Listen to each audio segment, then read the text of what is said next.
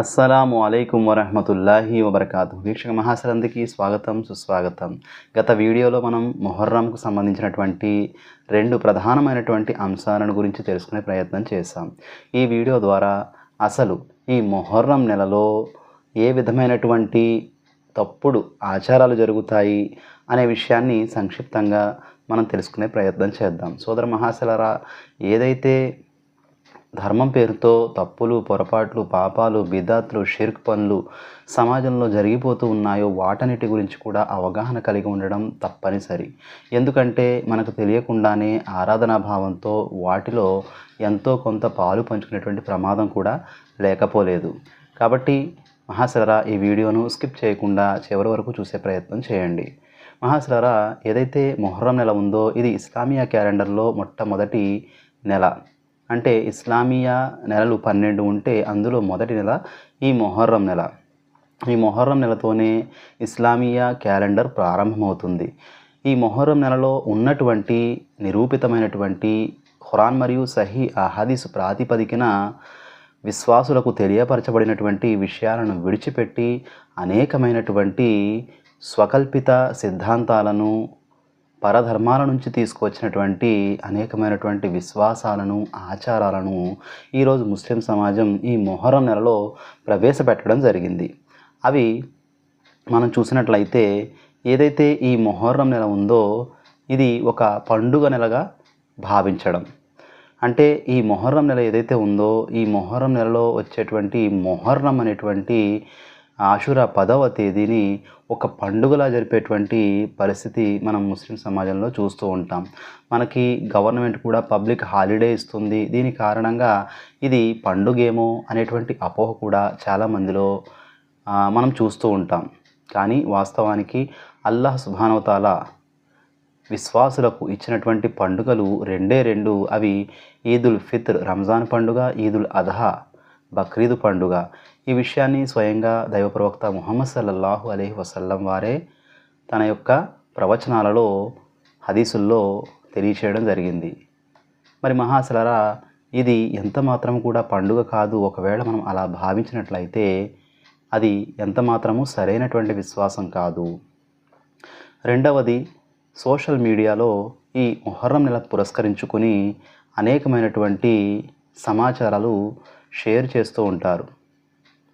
అవి ఈ నెలకు సంబంధించినటువంటి విశ్వాసాలుగా తెలియపరుస్తూ ఉంటారు కూడా.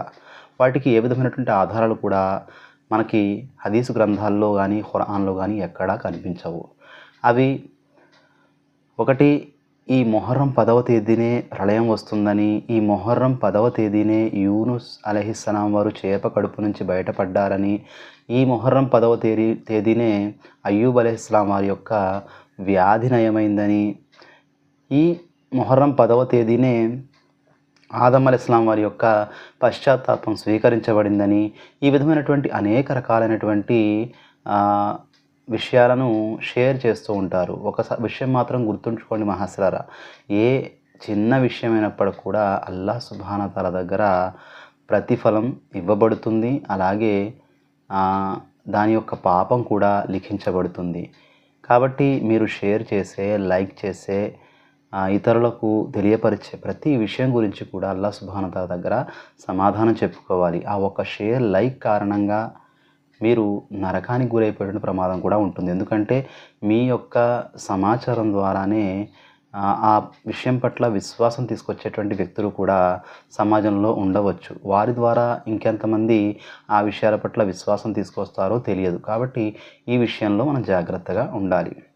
ఇంకా మనం ఈ మొహర్రం నెలకు పురస్కరించుకొని ఇస్లాంలో లేనటువంటి 3వ ఇస్లామేతర ఆచారాన్ని మనం చూసినట్లయితే హజరతే హుసేన్ రజియల్లాహు తాలా అన్హు వారి పేరు మీద పీర్లు నిలబెట్టడం, పంజాలు నిలబెట్టడం, దానికోసం ఊరేగింపులు చేయడం, దానికి ఊదు అంటే ధూపాన్ని వేయడం, ఇంకా నిప్పులపై పరిగెట్టడం, ఇంకా బెల్లం పానకాన్ని పంచిపెట్టడం, హుస్సేన్ రజియల్లాహు తాలా అన్హు వారి పేరుతో జరిగేటువంటి కార్యక్రమంలో కొంతమందికి పూనకం వచ్చినట్లుగా వారు అత్యుత్సాహానికి పోయి నటించడం, తద్వారా పూనకం వచ్చి హుసేన్ వారు వచ్చారు లేదా దైవం పూనింది, ఈ విధమైనటువంటి ముస్లిమేతర ఆచారాల్లో, ముస్లిమేతర వర్గాల్లో ఏవైతే విశ్వాసాలు కనిపిస్తాయో ఆ విధమైనటువంటి విశ్వాసాలను కలిగి ఉండడం, ఆచరించడాన్ని కూడా మనం ఈ సందర్భంగా చూస్తూ ఉంటాం.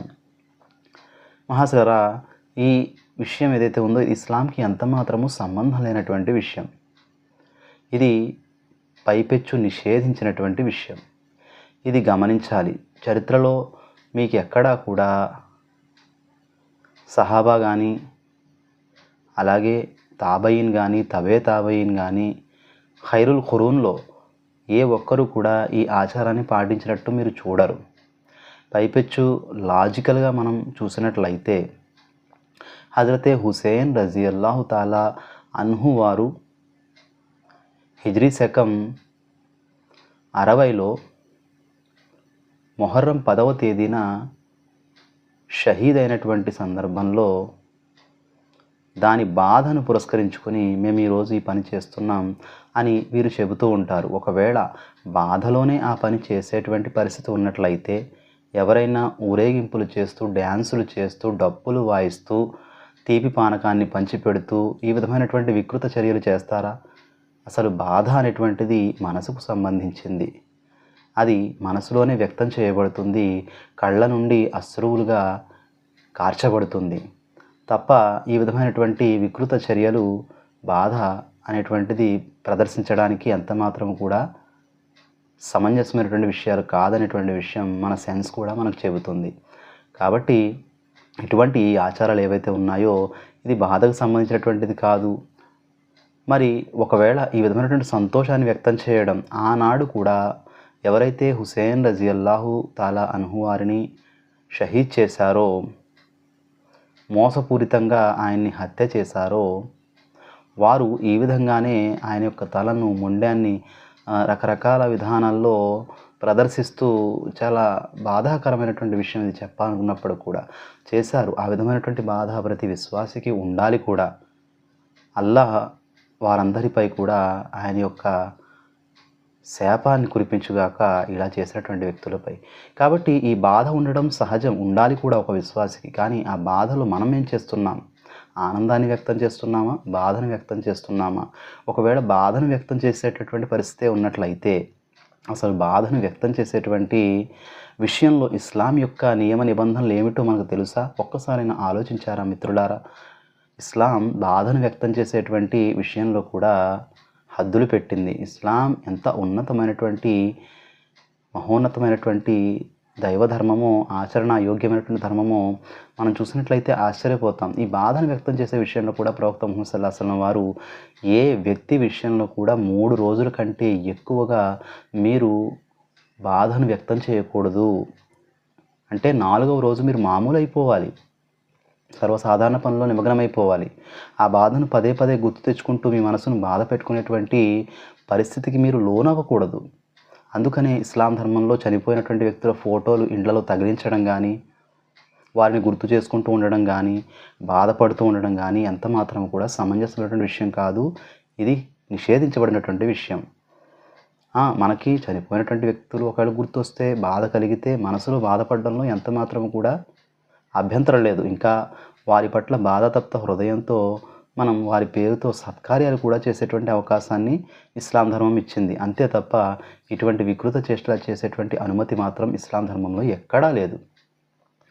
ఒక స్త్రీకి మాత్రం తన భర్త చనిపోతే 4 నెలల 10 రోజుల పాటు ఆమె బాధను వ్యక్తం చేసేటువంటి అవకాశం ఇచ్చింది. మిగతా ఎవ్వరు చనిపోయినప్పుడు కూడా ఇంట్లో కుమారుడికి తల్లి చనిపోయినా, తల్లికి కుమారుడు చనిపోయినా, ఈ విధంగా తండ్రి చనిపోయినా, భర్త ఒక భార్య చనిపోయిన భర్తకు, ఈ విధంగా ఒక భార్యకు భర్త తప్ప మిగిలిన బంధుత్వాల్లో ఎవరు చనిపోయినప్పుడు కూడా 3 రోజులు మించి అంత మాత్రం కూడా శోకాన్ని ప్రదర్శించడానికి వీల్లేదు ఇస్లాం ధర్మంలో.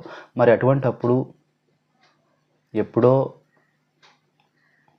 హిజ్రీ శకం 60 సంవత్సరంలో జరిగినటువంటి ఈ ప్రవక్త ముహమ్మద్ సల్లల్లాహు అలైహి వసల్లం వారి మనవుడైనటువంటి హుసేన్ రజియల్లాహు తాలా అన్హు వారి షహీద్ సంఘటనను నేడు కూడా గుర్తు తెచ్చుకొని ఇటువంటి ధర్మ వ్యతిరేక కార్యకలాపాల్లో నిమగ్నం అవ్వడం ఎంతవరకు సమంజసం అంటారు? ఇది ఒక సాంప్రదాయబద్ధంగా మీరు చేసుకుంటూ పోతున్నారు, కానీ దీని గురించి అల్లాహ్ వద్ద ఏమని సమాధానం చెప్పుకుంటారు? ఇస్లాం ధర్మం పరలోక జీవితం పట్ల పటిష్టమైనటువంటి విశ్వాసం కలిగి ఉన్నటువంటి ధర్మం. నిజ సృష్టికర్త అయిన అల్లాహ్ను తప్ప మరెవరిని ఆరాధించకూడదు, దైవప్రవక్త ముహమ్మద్ సల్లల్లాహు అలైహి వసల్లం వారిని తప్ప మరెవ్వరిని అనుసరించకూడదనేటువంటి ఆజ్ఞను జారీ చేసినటువంటి ధర్మం. ఈ సిద్ధాంతాలకు కట్టుబడి ఉంటానని చెప్పి మనం లా ఇలాహ ఇల్లల్లా ముహమ్మద్ రసూలుల్లాహ్ కలిమా చదువుతాం.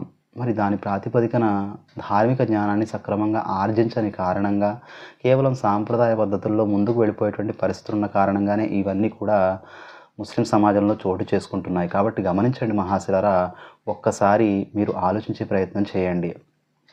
హజరత్ హుసేన్ రజియల్లాహు తాలా అన్హు వారే షహీద్ అయ్యారా ఇస్లాం ధర్మంలో?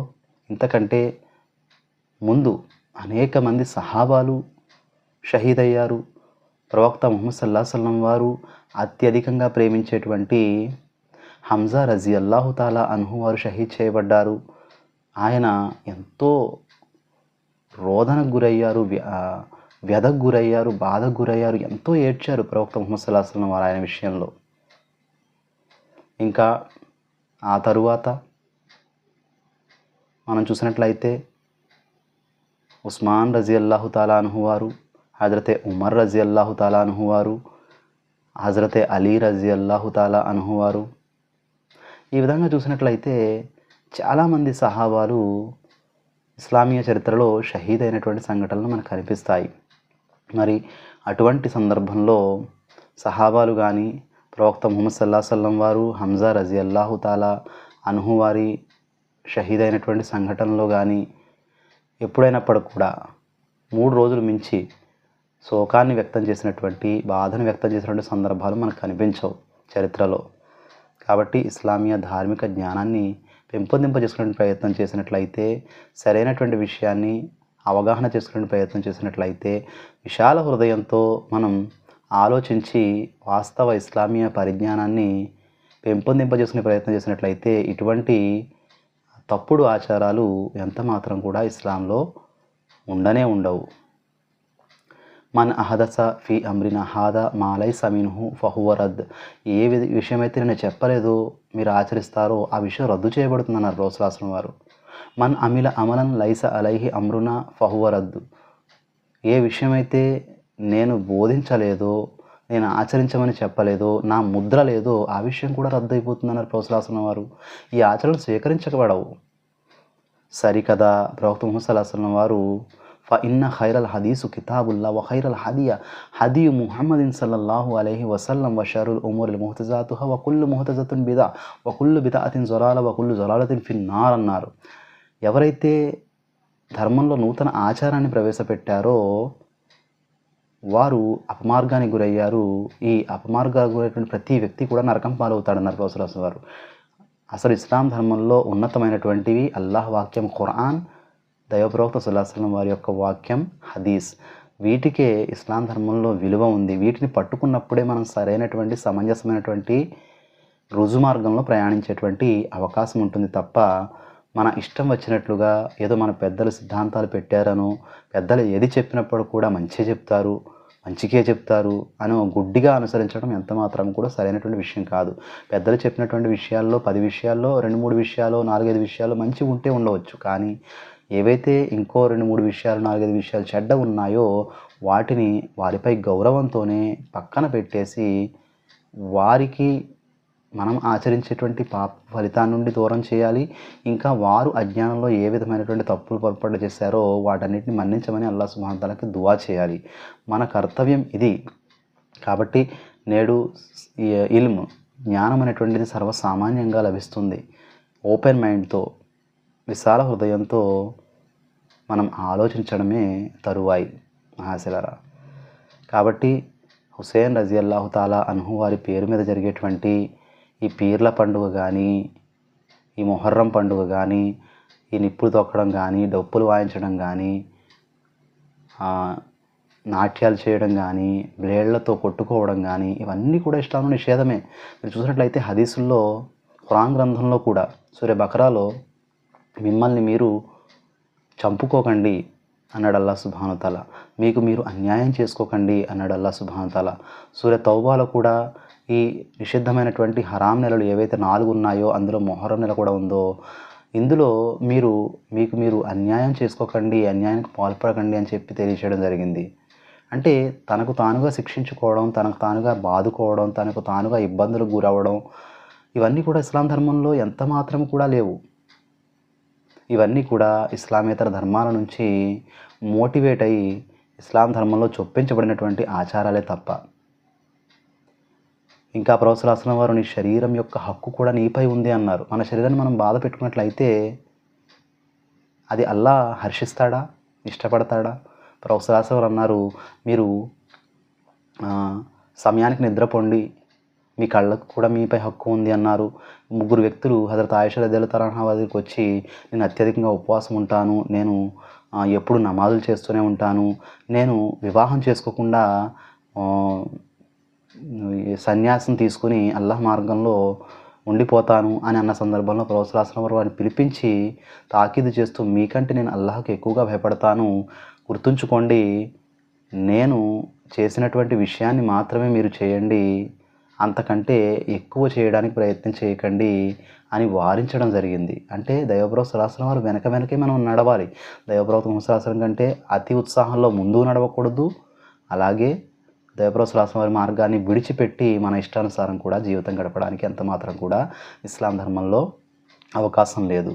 ఇంకా సంగీత వాయిద్యాలు, డోలు వాయిస్తూ ఉంటారు. మరి డోలు వాయించడం కూడా ఇస్లాం నిషేధించింది. ఒక పెళ్లిలో మాత్రమే వన్ సైడ్ ఉండేటువంటి డోలును మోగించడానికి ప్రవక్త ముహమ్మద్ సల్లల్లాహు అలైహి వసల్లం వారు అనుమతినిచ్చారే తప్ప మిగతా ఏ సంగీత వాయిద్యం కూడా వాయించడానికి వీల్లేదు.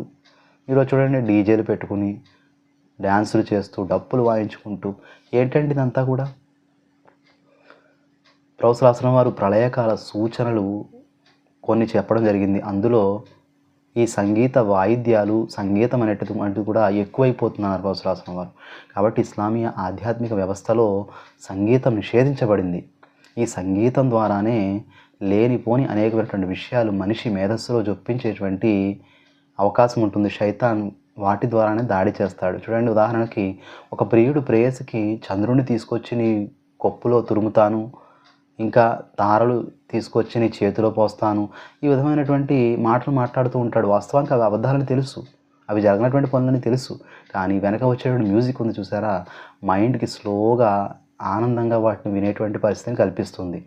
రాను రాను వాటిని తన యొక్క ప్రమేయం లేకుండానే మనిషి అంగీకరిస్తూ పోతాడు. ఈ విధంగానే ఏదైతే గొప్పతనం వాటికి లేవో, పీర్లకు కానీ ఇతర దైవేతర వస్తువులు వేటికైనప్పుడు కూడా ఏ ప్రాధాన్యత లేదో ఆ ప్రాధాన్యతను కల్పించడానికే వెనక నుండి సంగీత వాయిద్యాలు వాయిస్తూ వాటికి ప్రాధాన్యత కల్పించడానికి ప్రయత్నం జరుగుతుంది. ఈ ప్రాధాన్యత మనసులో రాను రాను పెంపొంది ఒక సోకాల్డ్ విశ్వాసంలా తయారవుతుంది. ఆ విశ్వాసం షిర్క్ దారితీస్తుంది, ఆ షిర్క్ నరకానికి తీసుకుపోతుంది. కాబట్టి గమనించండి మహాశరా, ఈ విధమైనటువంటి పనులు ఇస్లాంలో హరాం చేయబడ్డాయి. ఇస్లాంలో 2 మాత్రమే పండుగలుగా ఉన్నాయి. మొహర్రం ఎంత మాత్రం కూడా ఇస్లాం ధర్మంలో పండుగ కాదు. ఇక మొహర్రం నెలను పురస్కరించుకుని జరిగేటువంటి మరొక పెద్ద తప్పుడు ఆచారం ఏమిటంటే సహాబా రజియల్లాహు తాలా అన్హు అజ్మైన్ వారిని దూషించడం. ఇక్కడ సహాబా వంటి విశ్వాసాన్ని మీరు కలిగి ఉండాలి అని అల్లాహ్ సుబ్హానహు వ తఆలా ఖురాన్లో తెలియచేయడం జరిగింది. ఇంకా సూర ఫాతిహాలో కూడా మనం నిరంతరం పఠిస్తూ ఉంటాం. ఇహ్దిన సిరాతల్ ముస్తఖీం సిరాతల్లదీన అన్అమ్త అలైహిం ఖైరిల్ మగ్దూబి అలైహిం వలద్దాలిన్. నాకు రుజుమార్గం చూపించు, నీ బహుమానం పొందినటువంటి వారు, నీ అనుగ్రహం పొందినటువంటి వారి మార్గం, ఇంకా నీ ఆగ్రహానికి గురైనటువంటి మార్గం వారి నుంచి మమ్మల్ని తప్పించు అని. మరి ఇవన్నీ కూడా దువాలు ప్రతి సూర్య ఫాతిహాలో, ప్రతి నమాజులో మనం పఠిస్తాం, ప్రతి రకాతులో పఠిస్తాం, రుజుమార్గం కోసం అర్థిస్తాం. మరి అల్లాహ్ తాలా ద్వారా స్వర్గపు శుభవార్త పొందినటువంటి సహాబాలను కొంతమంది ఇస్లాం ధర్మం నుండి వేరుపడి తమ సొంత ఆలోచనలతో ధర్మాన్ని తయారు చేసుకుని షియా అనే వర్గంగా ఏర్పడి వారు సహాబా రజియల్లాహు తాలా అన్హుం అజ్మైన్ని దూషించేటువంటి పరిస్థితులు కూడా పాల్పడడం మనం చూస్తూ ఉంటాం. ఈ మొహర్రం నెలలో అధికంగా అది కనిపిస్తుంది. హజరత్ అబూబకర్ రజియల్లాహు తఆలా అన్హు వారు, ఉమర్ రజియల్లాహు తఆలా అన్హు వారు, ఆధిపత్యం కోసం, నాయకత్వం కోసం వెంపర్లాడారని హజరత్ ఆయిషా రజియల్లాహు తాలా అన్హా వారు ఎన్ని ఔజుబిల్లా అల్లాహ్ మన్నించుగాక ఆమె తప్పుడు పని చేశారని, ఈ విధంగా రకరకాలైనటువంటి ఎంత ధైర్యం ఉంటే మనం ఆ మాట అంటాం మహాసరా. అల్లాహ్ సుబ్హానహు వ తఆలా వారి మార్గంపై నడవమన్నాడు, వారి వంటి విశ్వాసాన్ని పొందమన్నాడు. ఇంకా వారి మార్గంలో నడిచిన వారే విశ్వాసులుగా ప్రకటించడం జరిగింది. ఇలా అవి చెప్పుకుంటూ పోతే చాలా విషయాలు ఉంటాయి, కానీ సమయం అయితే ఎక్కువైపోతుంది. కాబట్టి ఈ వీడియోలో నేను సంక్షిప్తంగా చెప్పేటువంటి విషయం ఒకటి మనకి ఖురాన్ గ్రంథం, 2 ప్రవక్త ముహమ్మద్ సల్లల్లాహు అలైహి వసల్లం వారి ఆ హదీసులు, 3 సహాబా రజియల్లాహు తాలా అన్హుం అజ్మయిన్ యొక్క ఫెహం, వారు ఏ విధంగా ఖురాన్ మరియు హదీసులను అర్థం చేసుకున్నారో ఆ విధంగా అర్థం చేసుకునేటువంటి విధానాన్ని గనక మనం కోల్పోయినట్లయితే, దాన్ని తిరస్కరించినట్లయితే మనం తప్పకుండా శైతాన్ మార్గంలో పడిపోతాం. ఎందుకంటే ఈరోజు జిహ్వకో రుచి, మస్తిష్కానికో ఆలోచన.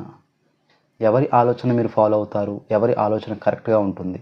నాకు ఈ ఖురాన్ ఆయత్ ద్వారా ఈ విషయం అర్థమైందండి, నాకు ఈ హదీస్ ద్వారా ఇది అర్థమవుతుందండి, కాబట్టి ఇలా చేయడమే కరెక్ట్, అలా చేయడమే కరెక్ట్. ఈ విధంగా ఆలోచిస్తూ అనేక వర్గాలుగా ముస్లిం సమాజం విడిపోయింది.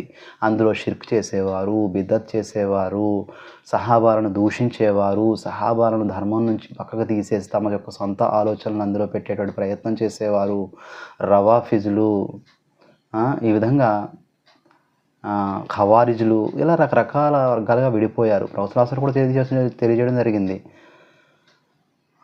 యూదులు 71 వర్గాలుగా విడిపోతారు, నస్రానీయులు 72 వర్గాలుగా విడిపోతారు, ముస్లిం సమాజం 73 వర్గాలుగా విడిపోతారు అని. అప్పుడు సహాబా రజియల్లాహు తాలా అన్హుం అజ్మయిన్ ప్రశ్నించారు, మరి ఈ 73 వర్గాలుగా విడిపోయినటువంటి ముస్లిం సమాజంలో ఎవరు హక్పై ఉంటారు, ఎవరు సన్మార్గంపై ఉంటారు అని. ప్రవక్త తెలియజేశారు, ఒక్కరు మాత్రం ప్రళయ దినం వరకు సన్మార్గంపై ఉంటారు అని చెప్పి. మరి ఆ ఒక్కరు ఎవరు అని సహాబాలు ప్రశ్నిస్తే, నేను మరియు నా సహాబాలు ఉండేటువంటి మార్గంపై ఎవరుంటారో వారు అని తెలియజేయడం జరిగింది. అంటే పలానా జమాత్ అని పేరు పెట్టి చెప్పలేదు, కానీ దాని యొక్క లక్షణాన్ని చెప్పారు ప్రవక్త వారు. ఆ లక్షణం ఏమిటి? నేను అంటే ప్రవక్త వారు, నా సహాబా, నా యొక్క శిష్య సమాజం, సహాబా రజియల్లాహు తాలా అన్హుం అజ్మయిన్ యొక్క విధానంపై ఎవరైతే ఉంటారో, అంటే వారు మరియు నేను చేసినటువంటి పనులు, ఆచరించినటువంటి ఆచరణలు, ఖురాన్ని నేను నేర్పిస్తే సహాబాలు అర్థం చేసుకున్నటువంటి విధానం, నా హదీసులను హదీసులను సహాబాలు అర్థం చేసుకున్నటువంటి విధానం, ఇవన్నీ కూడా ఎవరైతే దృఢంగా పట్టుకుని అమలు చేస్తారో వారు సన్మార్గంపై ఉంటారని తెలియచేయడం జరిగింది. ఇక ఆ వర్గానికి పేరు పెట్టాల్సినటువంటి ఆవశ్యకత ఉన్నట్లయితే తప్పకుండా పేరు పెట్టాలి. ఎందుకంటే ఒరిజినాలిటీ, డూప్లికేట్ అనేటువంటిది సమాజంలో తెలియాలి.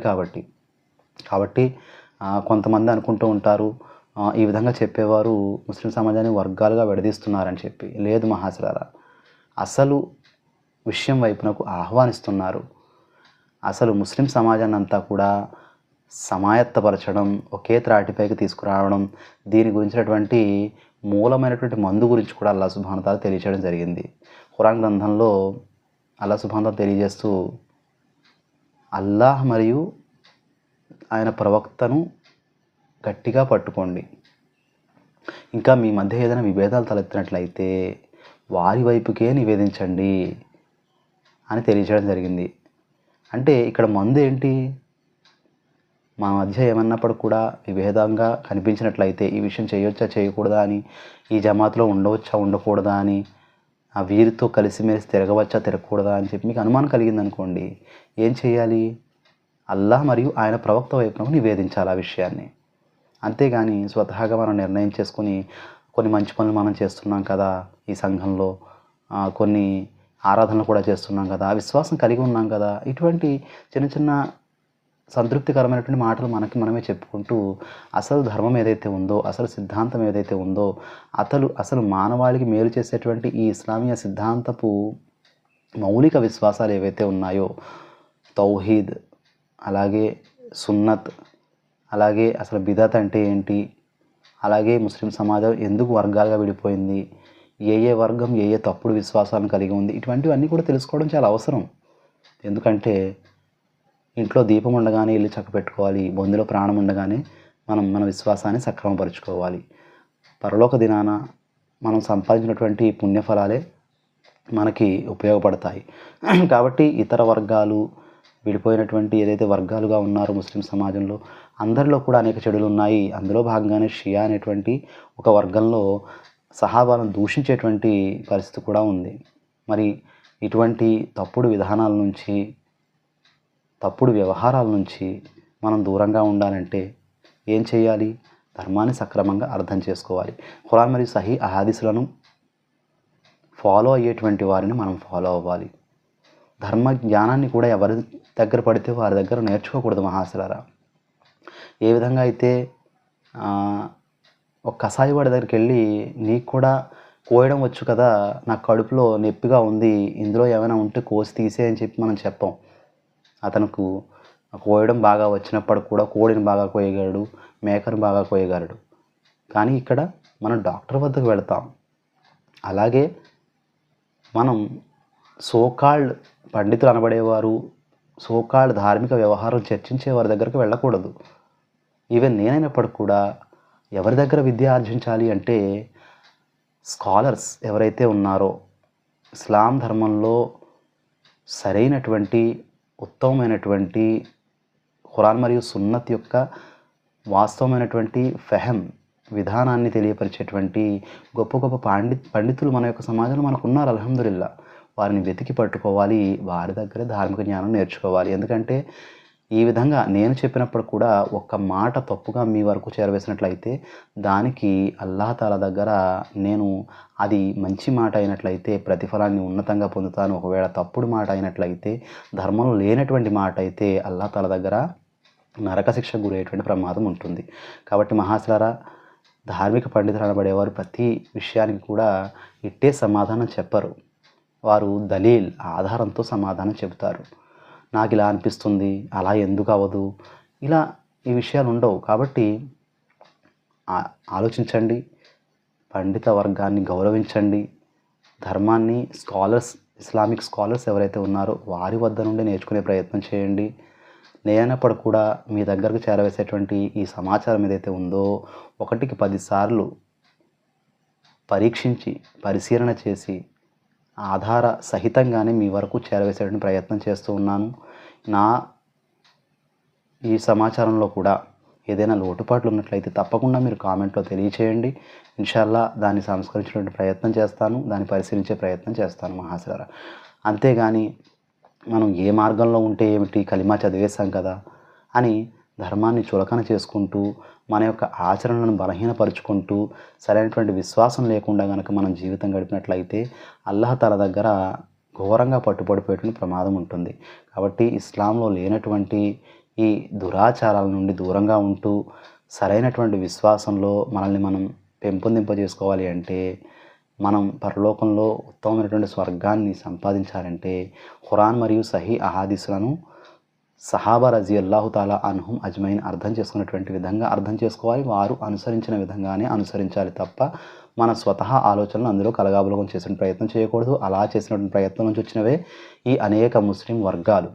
ఇవన్నీ కూడా ఏకం కావాలంటే మరలా ఒకటే ఒక మార్గం, ఖురాన్ మరియు సున్నత్ సహాబా యొక్క ఫెహం విధానంపై ఏకం కావాలి. అది ఒకటే నిజమైనటువంటి సవ్యమైనటువంటి రుజుమార్గం. అంతే తప్ప విభేదాలుగా వర్గాలుగా విడిపోయినటువంటి ఈ ముస్లిం సమాజంపై వీళ్ళందరినీ కూడా ఒక ప్లాట్ఫామ్పై చేర్చి ఎవరి గురించి ఎవరు తప్పుగా మాట్లాడకూడదండి. అందరినీ గౌరవిస్తూ ఉండాలి, అందరినీ యాక్సెప్ట్ చేయాలనేటువంటి ఇది చాలా ఘోరమైనటువంటి వ్యాధి. ఇది చాలామందిలో మనకి ఈరోజు సమాజంలో కనిపిస్తూ ఉంది. కాబట్టి ఉన్న విషయం ముక్కుసూటిగా చెప్పాలి, సత్యాన్ని సత్యంగా చెప్పాలి. అది ఎదుటి వ్యక్తి నుంచి ఎంత చేదు ఫలితాన్ని మనకి ఇస్తూ ఉన్నప్పటికి కూడా అల్లాహ్ తాలా దగ్గర మనం అందరం కూడా ఈ విషయం గురించి ప్రశ్నించబడతాం. అక్కడ అల్లాహ్ సుబ్హానహు తాలా మనందరినీ కూడా ఈ విషయంగా మన్నించేటువంటి, మనమందరం కూడా సక్రమమైనటువంటి రుజుమార్గంలో ప్రయాణించేటువంటి భాగ్యాన్ని, ప్రపంచంలోనూ పరలోకంలో స్వర్గాన్ని పొందేటువంటి భాగ్యాన్ని అందరికీ కూడా ప్రసాదించాలని దువా చేస్తూ ఉన్నాను. అస్సలాము అలైకుం వరహ్మతుల్లాహి వబరకాతుహు.